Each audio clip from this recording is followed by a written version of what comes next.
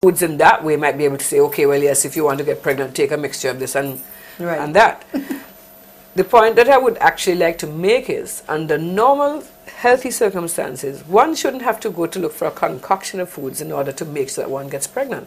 One should expect that with normal, healthy eating habits and exercise and all that sort of thing, that when you want to become pregnant, you will become pregnant. Because that was going to be my next question.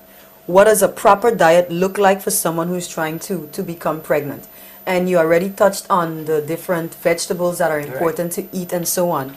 And besides the vegetables, what about proteins or any particular proteins? Lean proteins, fish, different types of fish are healthy. I've heard that salmon is very good, not only for the mother but especially for the developing fetus. Yes, well, salmon is an excellent. Well, fish in general is considered to be a brain food. Just fish in general, and of the category fish, tuna and salmon, mackerel and sardines are thought to be more beneficial when it comes to that development of the brain, not just the infant brain, the adult brain as well. It's supposed to actually help to improve brain function. And it is true also that if you have fish for breakfast, you are able to process your work and so on better, or your studies better. Fish, any kind of fish, yes, so the tuna sardines and tuna, yes, okay. Yes, yeah. So fish is very, very important.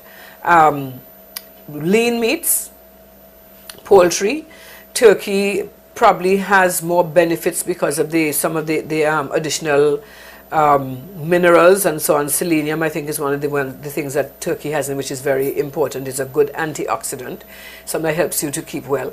And this is not just for pregnancy; it's just in general good health in general. The whole grain cereal group, which is actually at the base of the food pyramid. You'll remember that there's something which is called a food pyramid, and yes. it has a certain category of foods at the bottom, and then at the top of the pyramid are the fats and oils. Yes. At the bottom of the pyramid are the cereals or the carbohydrates, and those cereals and grains and so on should be whole grain, such as brown rice, whole grain flour. And then in the middle, in between the top, which is the fats and oils, and the bottom, which is the cereals, you have the proteins and the fruits and vegetables. And the fruits and vegetables come second on the pyramid. They're second next to the base. Then the meats and proteins, and then the oils and fats at the top. Okay. But the point I want to make, though, Angelique, is that there isn't a specific diet for pregnancy, right, or for someone who wants to become pregnant. There is a healthy way of eating which is across the board good for everyone. That if we start our children in the right way, if we start out by breastfeeding our children, for example, and we introduce them to the proper foods when they are at the correct age and when they're very young, and feed them those foods as they go through life, there will be no question at all that that child is going to be prepared for childbearing when the time comes, because they would have had the proper nutrition all the way from infancy. And that is something else I wanted to touch on, because we talked about and we laughed about types of foods that may increase one's chances of getting pregnant, and then something came to mind which is not a food, but it's a method that if I may say, I think I can attest to it. When I was trying to conceive, I remember using the saline flush, the saltwater flush, and I was wondering, really, how much does that clean you out, where in terms of becoming pregnant, it can clean you out that well that you can conceive? I don't think that it works quite like that. Okay. I know what you're referring to. I don't think it works quite like that. The saline flush, it cleans out your intestines, your bowels, and so can make absorption of proper nutrients more efficient from your bowel. Okay. Okay, so Again, it's a little bit of a roundabout way of saying, all right, so if that sort of helps you to get more antioxidants and more folic acid and helps you to conceive, maybe, but it's not that the saline flush helps you to conceive. Okay, so that's another myth. It's just a misconstruction of what actually the saline flush does.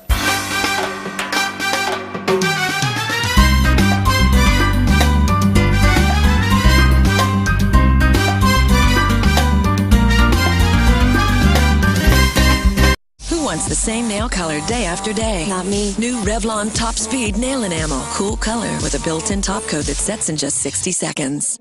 With Revlon, you can change your mind again and again and again. New Revlon Top Speed Nail Enamel. Découvrons les nouvelles éponges Scotch-Brite Confort 3D. Tout en rondeur, ultra moelleuses, elles offrent une parfaite prise en main. Éponge Scotch-Brite Confort 3D, plaisir.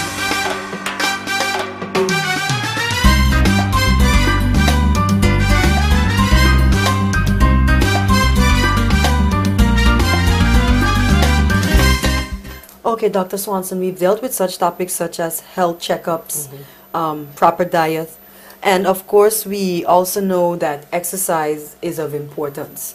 How important, or how, I should say, how fit should a woman be when she's trying to conceive? Is there a particular, because you also talked about weight, Yes. How important is weight?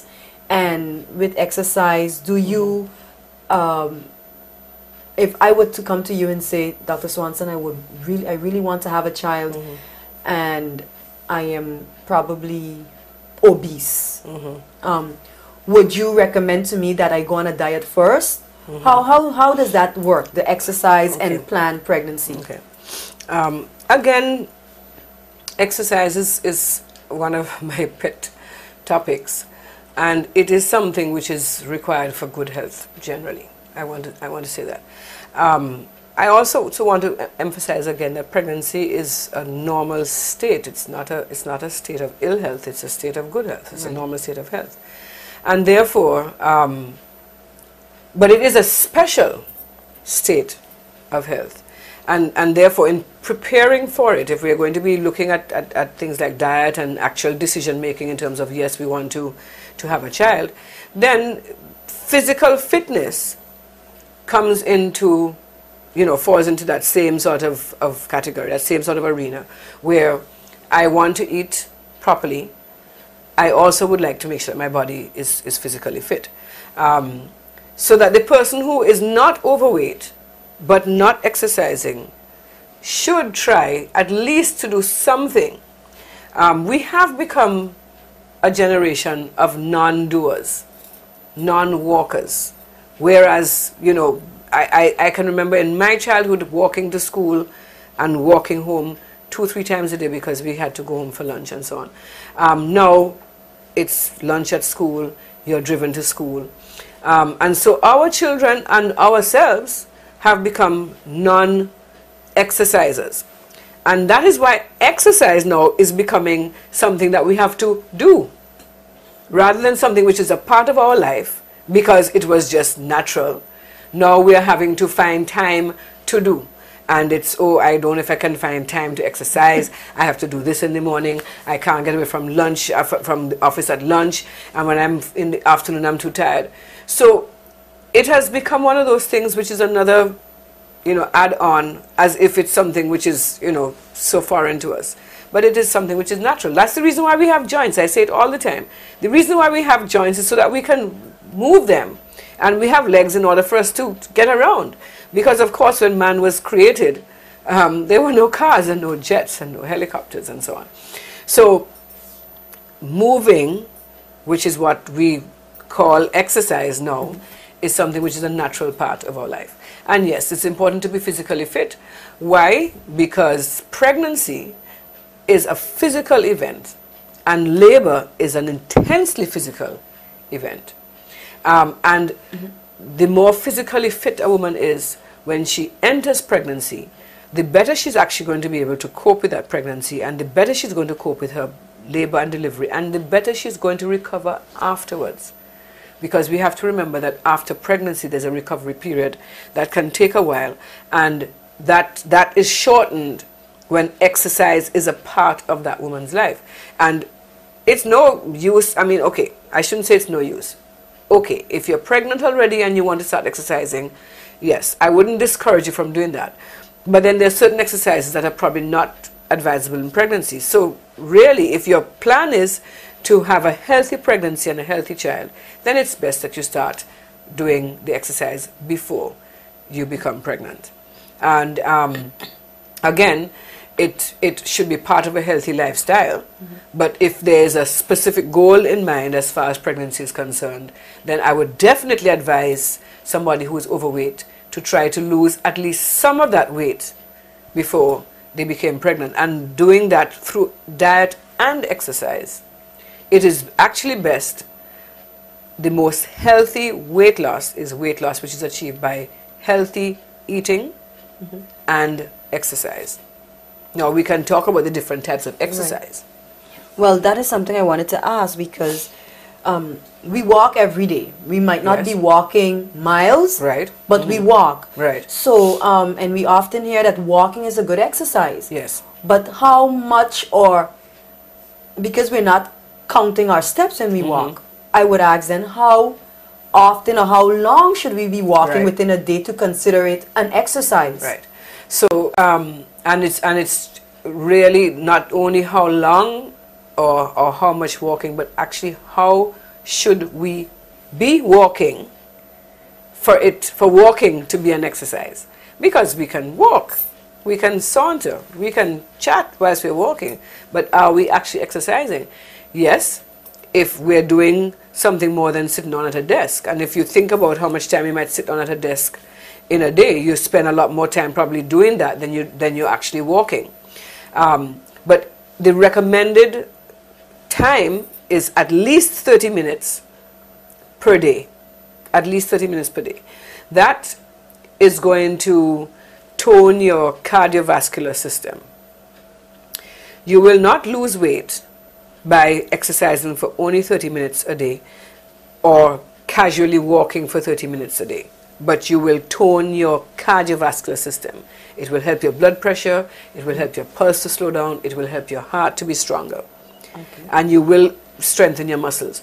But if you want to achieve weight loss or to maintain a certain weight, then in addition to keeping your calories down on the one hand with your diet and eating healthily on the one hand, you do have to exercise purposefully on the other hand. And it's by doing aerobic exercise such as walking. Walking is only one kind of aerobic exercise. And in some instances, strength training in order to achieve weight loss or to speed up weight loss. Okay. Any types of exercises that help to improve conception? That's a good one. I thought about that when you told me about it before.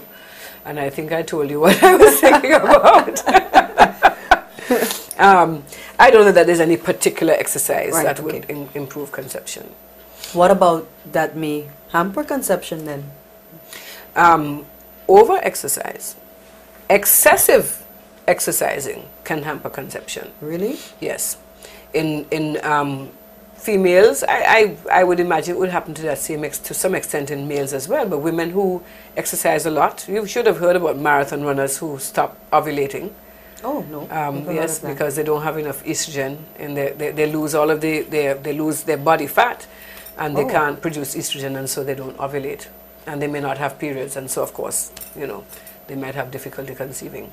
We hope that the programs on periconceptional care, also known as pre-pregnancy, have been educating as well as enlightening.